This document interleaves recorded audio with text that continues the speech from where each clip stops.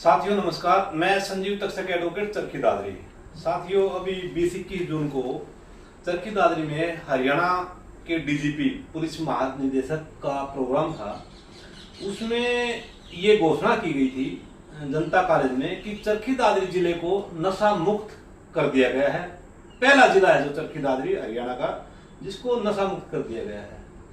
और इस प्रकार की जब खबरें अखबारों में आई, सोशल मीडिया के चैनलों पर आई, मोटा मोटी तो हमने पंजाब केसरी की भी देखी थी, तो जनता की जो प्रतिक्रियाएं हैं वो हमारे समाज को, पुलिस महकमे को, हरियाणा सरकार को असमंजस में डाल देंगे।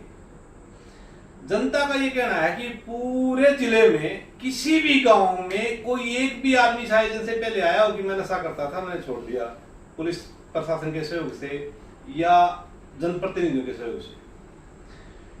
कोई किसी प्रकार की कोई संस्था सामने आई हो कि हमने ऐसे कर दिया, कोई डाटा सामने आया हो कि इतने लोग नशा करते थे, इतने लोग अब नहीं करते, और इसके लिए ये प्रयास किया गया, ये पहल की गई। किसी भी पंच, सरपंच और पार्षद ने इस प्रकार के अभियान चलाए हो।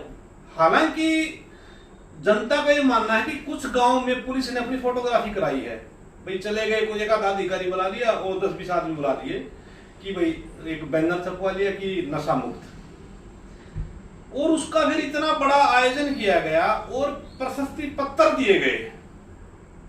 तो जनता की जो प्रतिक्रियाएं हैं न्यूज चैनलों पे वो ये हैं कि ये जो लोग सम्मानित हुए इनमें से अधिकतर का अगर मेडिकल टेस्ट करवाया जाए तो ये नशे के आदमी मिलेंगे जो सम्मानित हुए हैं।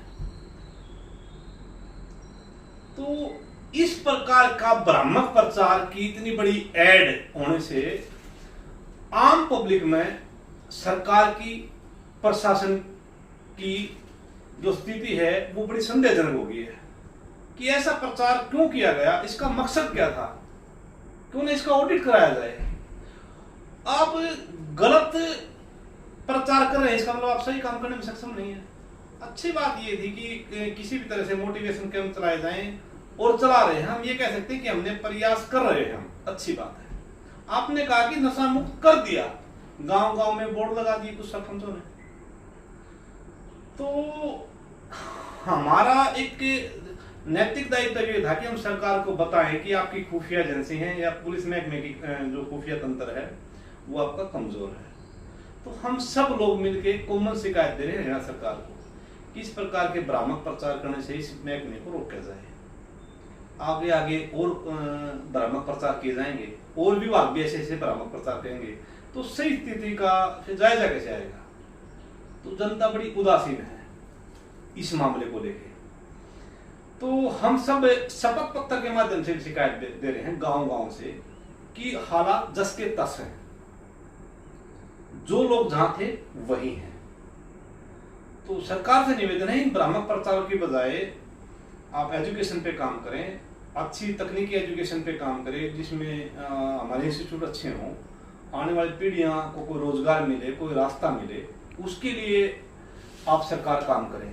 तो जो भाई जो कमेंट्स कर रहे हैं वो भी, या आम जनता के जो लोग इस शिकायत को सही मानते हैं तो वो भी इस शिकायत में शामिल हो सकते हैं। हम निरंतर इसकी प्रतियां भेजेंगे हरियाणा सरकार के पास, ताकि कम से कम सरकार तो गलत काम ना करे, प्रशासन तो गलत काम ना करे, जनता में जो हो रहा है उसको रोकना हमारा काम है। ये नहीं है कि हम भ्रामक प्रचार करें। तो कहीं कहीं जन भावनाओं के साथ खिलवाड़ है। तो आप लोगों से भी निवेदन है जो इस मुहिम में जुड़ना चाहें, आपका स्वागत है। बहुत बहुत धन्यवाद।